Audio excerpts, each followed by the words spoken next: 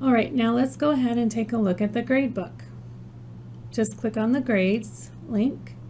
As of right now, your gradebook is set up the way your assignments page is organized. If you wish to view your gradebook differently, you can click on the view button and you can click on arrange by and choose what you would like to do. Due date, newest to oldest sometimes is a nice way to go, or due date oldest to newest. However, you can just leave it in a default order if you like. It does take a long time sometimes. This one should be pretty big to continuously scroll to find the assignments that were at the bottom. So I do suggest you find something that works for you. If you need to import or export your gradebook, you just click on Actions. This little red keyboard right here is just a way for some keyboard shortcuts. And then you have your settings. So in the settings, you can set your late and missing assignment policies to be automatic. You can check the grade posting policy. The grade posting policy is either automatic, which is the default, which means any grades that you add will be shown to students as soon as they're entered. Manually post grades is where you can hide all the grades. Now this does say it hides all the grades by default, and any grades that you have already posted will remain visible, and then new ones you can go ahead and check to either keep them hidden or show them. So I do suggest clicking manually post grades, as well as over here in the advanced column, checking the allow final grade override will allow you to override the final total grade at the end of the semester. This is important for two reasons. It shows the students the final grade that they made. Some faculty choose to have a different one in Canvas and one that they upload to PeopleSoft, but this will at least keep them in sync. And the other reason is because Canvas and My Records will now be talking to each other about the final grade. So starting this fall, when you go into My Records to complete your final grade roster, there will be a button that you can click that says Upload Canvas Grades, and it will automatically upload all of your Canvas grades into the My Records, and then you can make sure they're correct and then click Submit. It's a lot easier than it used to be, but you will really want to make sure if you're going to change that final grade, you have this Allow Final Grade Override checked and all your final grades overridden before you go to My Records. I'm going to go ahead and click Update. All right, so let's go ahead and take a look at some of these columns. First column I'm going to look in here already has some grades. To get into the menu, you click on the three dots next to the title. You can sort your gradebook by the grades that are high or low, missing or late. You can message students who haven't submitted yet, haven't been graded, scored less than, scored more than, and you can give them messages straight through the gradebook so you don't have to go to the email system. You can also curve your grades. We have some grades already posted, so I can go ahead and hide these grades. And it will ask me to hide them, and I can go ahead and say hide. And now I have an eyeball with a slash that lets me know this has been hidden. I don't suggest hiding grades after you've already added them unless you're going to be making changes, and you let your students know. Students get a little bit worried when they go into their gradebook and something is missing. I just really wanted to show you how that hide your grades worked on ones that already had it. And to post it, you just click back on the post grades.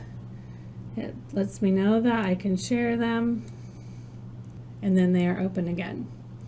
All right, so the next thing is enter grades as. You can choose points or percentages, and then again there's this grade posting policy. We already have this one set as manual. All right, so I want to show you a little thing about the grade posting policy. So when we come to this one that has no grades, we can see that the no grades to post is grayed out and no grades to hide is grayed out.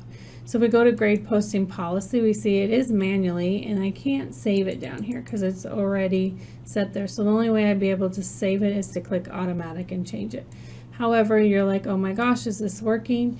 But it is. So once you start grading and you put a score in, it automatically hides those grades.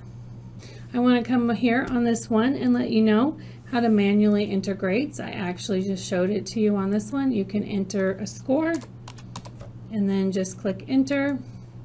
If you're excusing a student from a grade, you can just type in EX and excuse the student from that grade.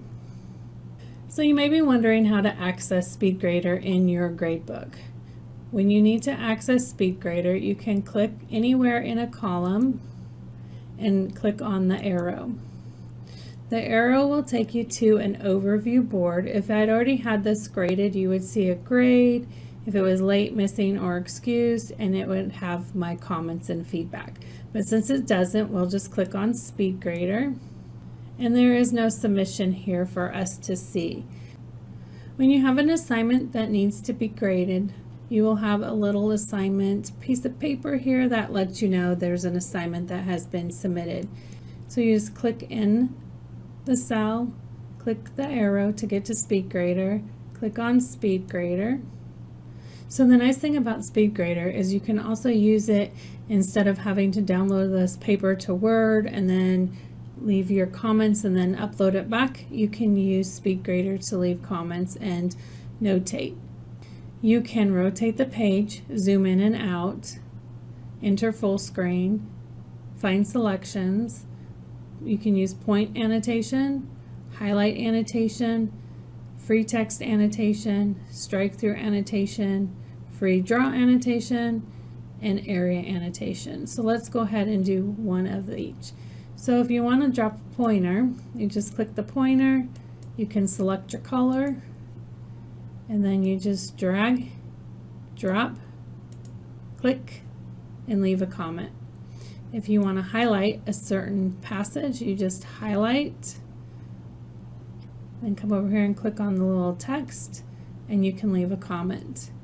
If you want to do text, you can pick the size, color, put your cursor where you need it, and you type in your feedback. You can strike through some words and then leave a comment if needed. You can also freehand circle or cross out or write. Not very good with writing with a mouse, but you can write on there, underline, draw things if you want, and it's a big passage or something, you can go ahead and highlight it all in a box and leave a comment. So you can do all that drawing and leave comments on here. You can't do track changes, but I think it's a pretty good tool if you're not going to do a lot of deep editing. You can also download your annotated PDF right here. So after you make all your drawings, type in students and you can download it. Students will see anything that you put on the screen on Google Chrome in their gradebook. And any feedback you send to them, either in here in the rubric or in assignment comments or on their assignment, will be available in their gradebook. All right, so sometimes Canvas opens up a grading item in another tab and sometimes it doesn't.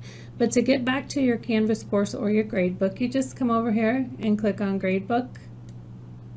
And then if you do not want to stay in the gradebook, you can just click on your course title up here and it will take you back to your home page. This is just a quick overview on grading. So there might be a time when something comes up that you are not quite sure of and you need, actually,